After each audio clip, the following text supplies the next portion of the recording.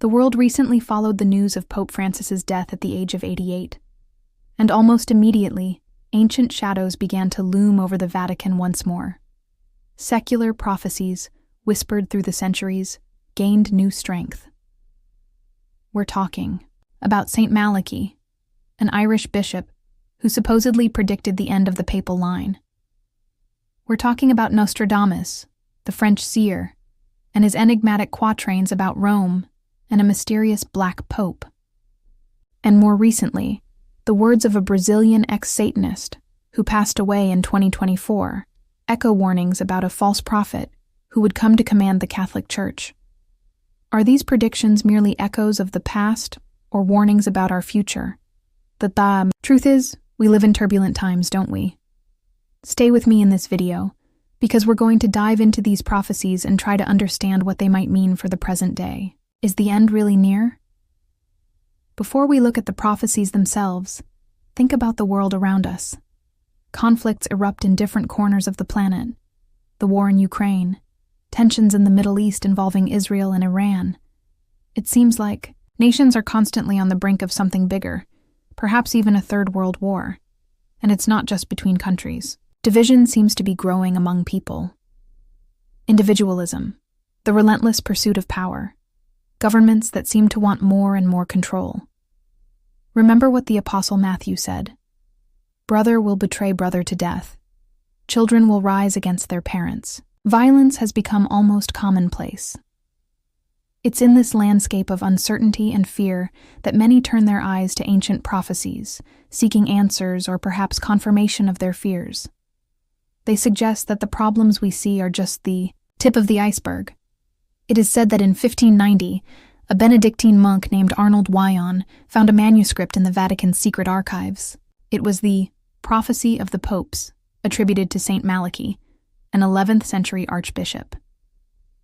This document supposedly contained 112 short Latin mottos, each describing a pope, starting with Celestine II. The most chilling part? The prophecy allegedly indicates that Pope Francis would be the last in this line. After him, a sinister figure would emerge, Peter the Roman. This last shepherd, according to the prophecy, would guide the church through times of great tribulation, culminating in the destruction of the city of 7 hills, almost certainly Rome, and the final judgment, led by a dreadful judge. Some interpreters went further, linking this prophecy to the papacy of Sixtus V and calculating an interval of 442 years that would point to 2027 as the year of the end. Scary, right? But hold on. Most historians today believe this prophecy is actually a clever forgery, created in the 16th century. The goal? To influence the papal election of the time. The proof? The first 74 mottos are strangely accurate, but after that, they become increasingly vague and ambiguous. And the Bible itself, in Matthew 24:36, reminds us, "Concerning the day and hour of the end, no one knows, not even the angels of heaven, nor the Son, but the Father only." Still, the papal succession is open. 8 cardinals are considered contenders, including a Brazilian. If the chosen one decides to adopt the name Peter, imagine the impact this would have on the minds of those who know Malachy's prophecy. Could he be the Peter the Roman?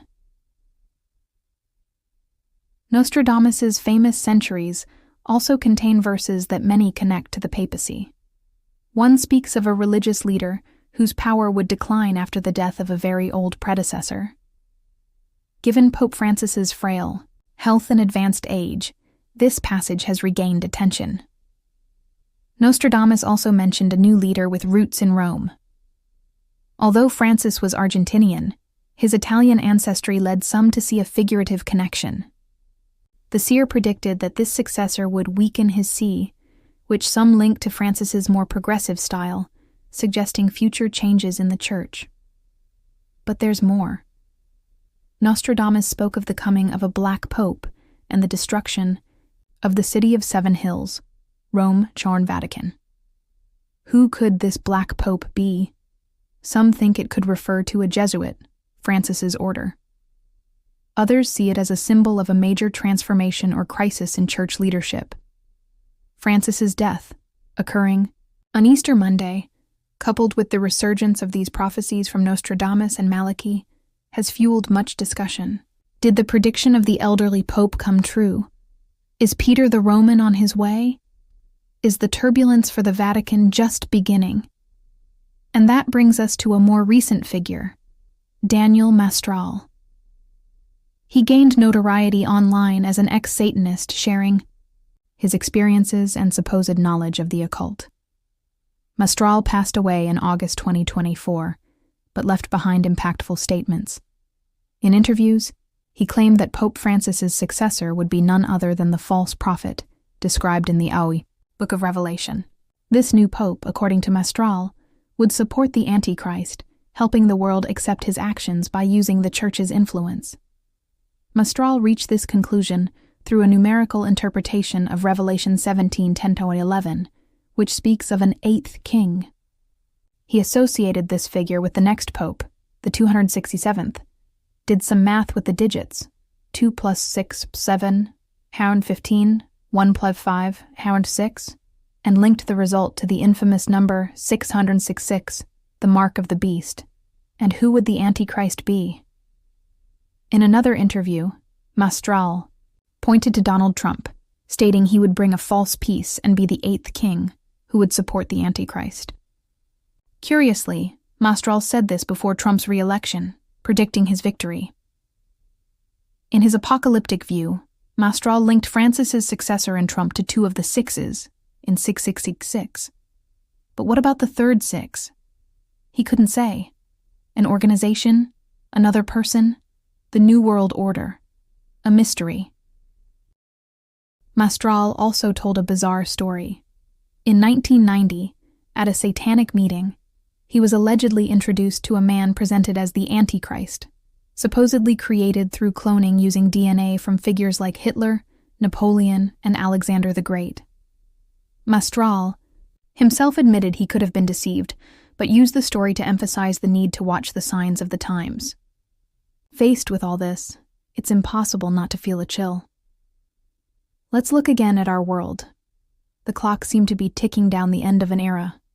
Wars that don't cease, violence that has become normalized, peace that has become a legend. We are immersed in extreme individualism. Every man for himself. Where did empathy go? Social media, which should connect us, often only fuels ego and division. The global economy stumbles. Inflation, debt, growing inequality. The cost of living rises, but the value of life seems to fall. Governments falter, and hope diminishes. And in this vacuum, the false prophets emerge. Religious leaders who promise miracles in exchange for money, who sell salvation. They speak in God's name, but ignore the people's suffering. The prophecy said they would cast out demons, but perhaps today's demons wear suits and ties and have smooth voices. Mastral warned about this dangerous mix. Distorted faith, political control, and spiritual deception, creating the perfect stage for the beast. The ancient prophecies seem frighteningly current. Think of Matthew 24. You will hear of wars and rumors of wars. Nation will rise against nation. Many false prophets will arise. And because lawlessness will be increased, the love of many will grow cold. Doesn't this describe our days? It seems time is running out. Humanity, sick with greed, indifference, and lies, walks towards a precipice. Millennial prophecies are no longer read as mere stories, but sound like newspaper headlines. The big question remains: is there still hope? Or have we already passed the point of no return, and all that's left is to wait for the judgment? I really want to know your opinion. What do you think about Saint Malachy, Nostradamus, Mastral's statements, and the current state of the world? Leave your comment down below. And if you enjoy this type of content and want more stories like this, don't forget to subscribe to the channel and hit the notification bell. Thank you so much for joining me on this journey. Your presence here is essential. See you in the next video.